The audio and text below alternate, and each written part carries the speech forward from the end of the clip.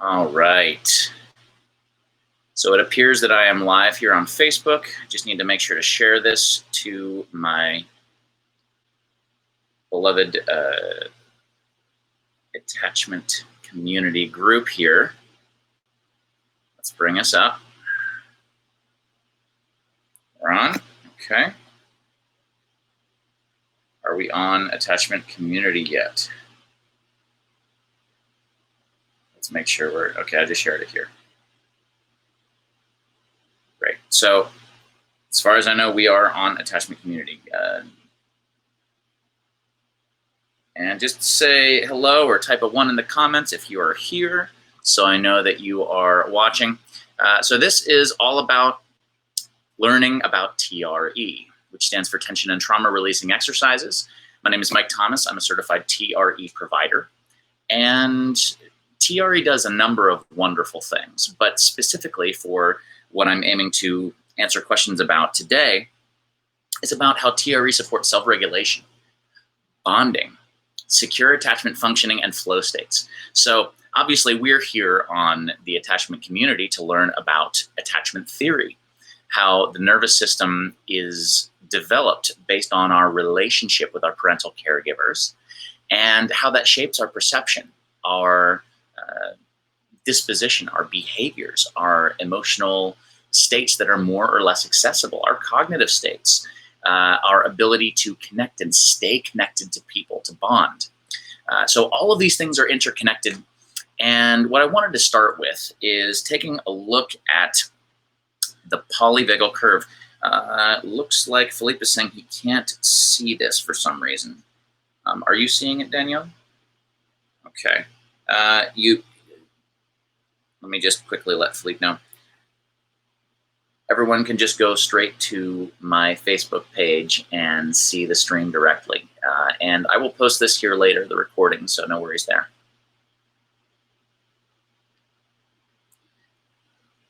Would you please, Danielle, would you please help me and type that same thing that I just tried to do, because it did not go through when I tried to voice text it, and I'm trying to focus here. Ah, cool. All right, we have 6 viewers. All right, so without further ado, for anyone who is just joining in, my name is Mike Thomas. I'm a certified TRE provider, which stands for Tension and Trauma Release Exercises. And here in the attachment community, thank you so much, Philippe Lewis, for graciously inviting me, Danielle Ivins-Fishman, and Kaine Newton to help assist in this process of our journey to secure attachment functioning. Now, why am I talking about TRE on the attachment community? Well, the reason why is because it's this amazing tool that helps with embodiment, improved cognition, self-regulation, bonding, not only to other people, but deeper within ourselves. So it also supports flow states, which I'm going to get to later on in this description here, and then I'm going to open it up for questions. So I wanted to present a couple things to sort of wet your whistle here, to give you a little taste, on your palate of what this is about, so that you can have more clarity around what questions you might want to ask.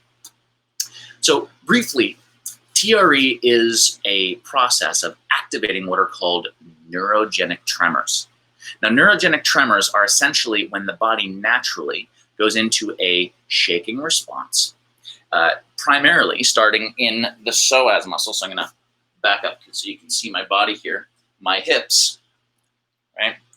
I'm wearing dark colors. Let me show you my belly here. So as I flex my hips, my psoas muscle is shortening.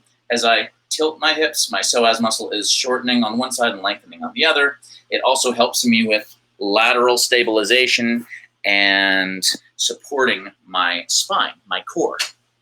Strength is critically affected by the health of my psoas. Now, when we experience a stress response, our psoas muscle tightens up. And what does that result in? That results in going into the fetal position.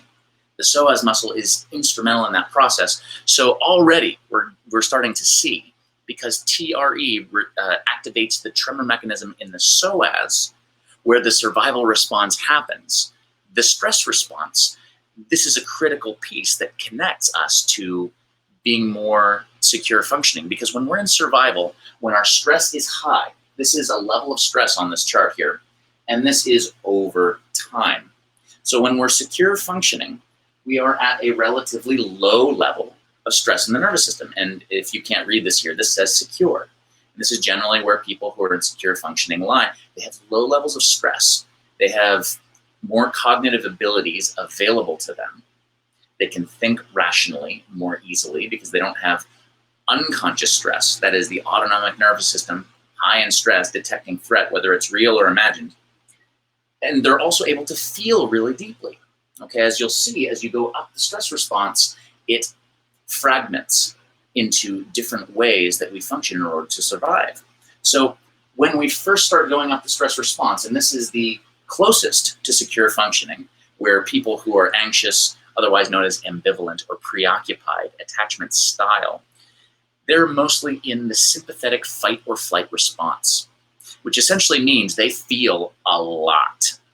They think a lot, but it's not organized in the same way that someone who is insecure or even avoidant. It's very chaotic and emotionally driven, the behaviors and experiences, perceptions of someone who's in an anxious state. So I won't get into the details of the attachment styles here. I want to get into TRE and how it benefits coming down the stress curve, what's known as the polyvagal curve.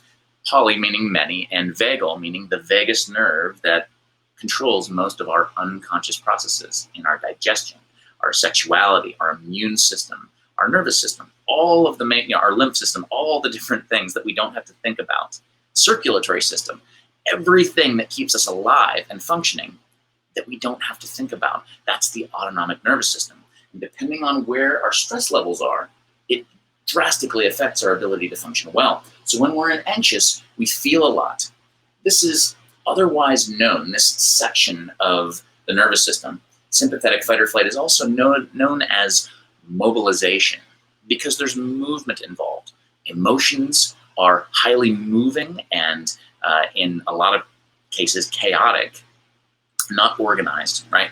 Not in a disorganized sense, we'll get to that, but they're not stable.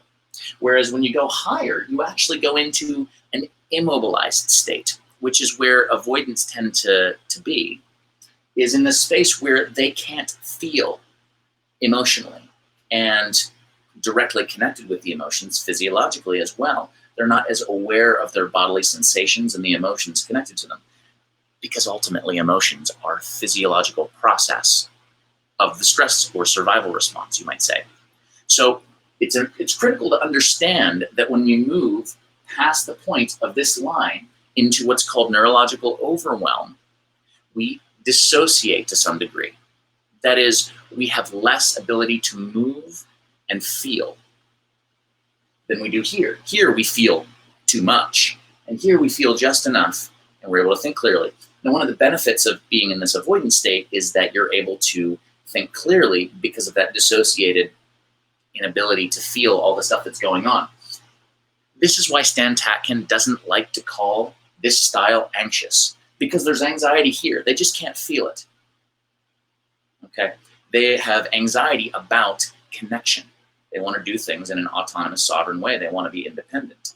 But they don't realize that underneath the surface, as soon as they start feeling, they're going to start to realize there's a lot of anxiety there.